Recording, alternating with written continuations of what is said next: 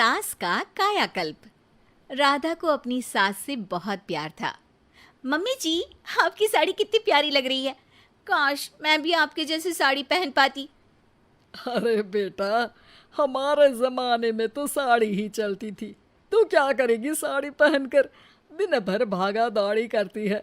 Sari comfortable नहीं feel कराएगी। तू तो ऐसे ही जचती है बेटा। राधा सास को लेकर घूमने जाती, सैर करती और उनसे खूब बातें किया करती थी। एक दिन, अरे राधा और माँ सुनो, अब हम लोगों को बम्बई चलना पड़ेगा। मेरी नई नौकरी वहीं लगी है। अरे वाह माँ, कितना मजा आएगा ना।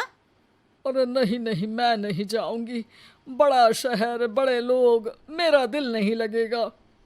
अरे माँ, मैं हूं ना आपके साथ। और सारा परिवार बड़े शहर में शिफ्ट हो जाता है। एक दिन, राधा, तू भी अब नौकरी में जाने लगी है। मैं तो बोर हो जाती हूँ। सोच रही हूँ आसपास की औरतों से दोस्ती कर लूँ। हाँ हाँ माँ, और क्या, यहाँ की औरतें तो किटी पार्टी और बहुत सी फन लविंग एक्टिविटी करती हैं।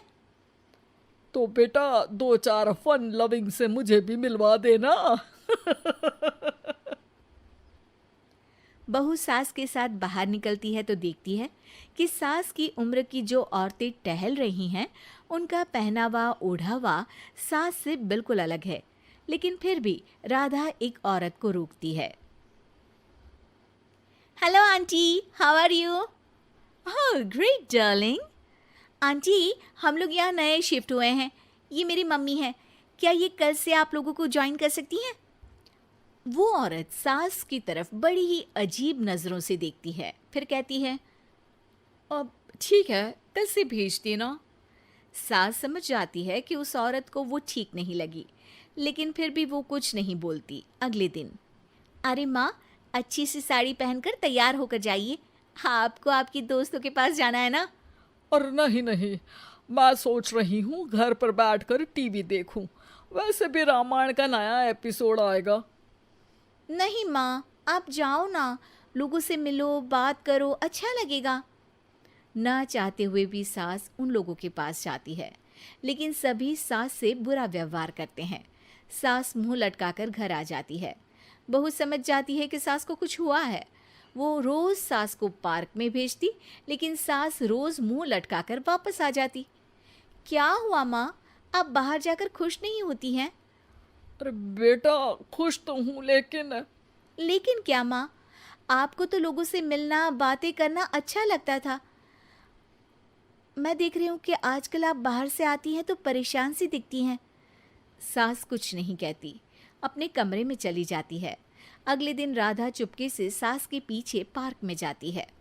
हेलो, कैसे हैं आप लोग? एक औरत मुंह बनाकर साइड हो जाती है। सभी एक दूसरे से बात करती हैं, लेकिन राधा की सास साइड में चुपचाप अकेली बैठी रहती हैं। राधा घर आती है और सास के वापस आने का इंतजार करती है। सास मुंह लटकाकर घर आती है। अरे मम्मी जी, तब से इंतजार कर रही हूँ, जल्दी तैयार हो जाइए, मार्केट जाना है। राधा सास को लेकर बाजार जाती है और उन्हें कुछ मॉडर्न कपड़े दिलाती है। अगले दिन सास उन कपड़ों को पहनकर पार्क में जाती है। Oh my God, you are looking gorgeous. Beautiful top, कहाँ से लिया?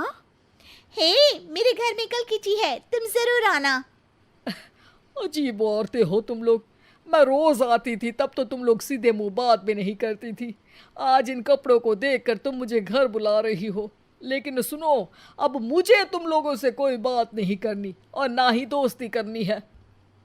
अरे तुम तो बुरा मान गई। वैसे दोस्ती नहीं करनी थी तो ये कायाकल्प क्यों किया? ये मेरी बहू ने किया है।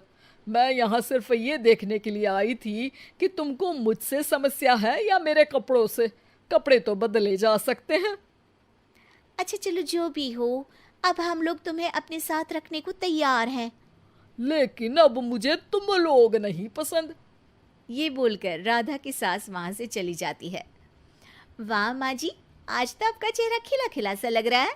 लगता है आपकी सहेलियों ने आपको अपना लिया। हाँ, वो तो अपनाना ही था। दिखावे वाली जो है वो, मेरे कपड़े बदलते ही उनका दिल बदल गया। लेकिन आज मैं उन्हें मना कर आई, अरे क्यों माँ जी? क्योंकि उन लोगों को मुझसे नहीं मेरे कपड़ों से दोस्ती करनी थी। वैसे मेरे पास तो तू है ना, मेरी प्यारी बहू, मुझे किसी की जरूरत नहीं है। अरे नहीं नहीं माँ जी, आप ऐसा क्यों सोच रही हैं? बेटा ये गलत भी तो नहीं है, जैसा देश वैसा भेष। क्यों? ठीक है ना माँ, अब जब ये हम लोगों का देश है तो क्यों ना हम यहाँ का भेष अपना ले।